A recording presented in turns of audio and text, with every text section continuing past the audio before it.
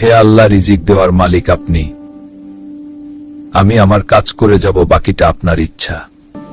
আপনি এত শান্ত কিভাবে? দেখছেন না আকাশ একদম পরিষ্কার, বৃষ্টির কোনো চিহ্নই নেই। এভাবে চললে তো আমরা না খেয়ে মরবো। আমার কাজ হলো জমিতে লাঙ্গল দেওয়া আর বীজ বোনা, আর বৃষ্টির মালিক হলেন আল্লাহ। আমি আমার দায়িত্ব পালন করছি, আর ফল দেওয়ার জন্য তার উপর পূর্ণ ভরসা রাখছি। এর কয়েকদিন পর আকাশ কালো করে মেঘ জমল এবং ওঝরে বৃষ্টি শুরু হলো। আলহামদুলিল্লাহ। রহিম মিয়ার জমি সজীব হয়ে উঠল, কারণ তিনি আগেই জমি প্রস্তুত করে রেখেছিলেন।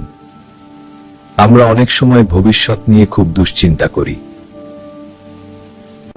কিন্তু প্রকৃত মুমিনের কাজ হলো নিজের সাধ্যমতো চেষ্টা করা এবং ফলাফলের জন্য আল্লাহর উপর ভরসা রাখা।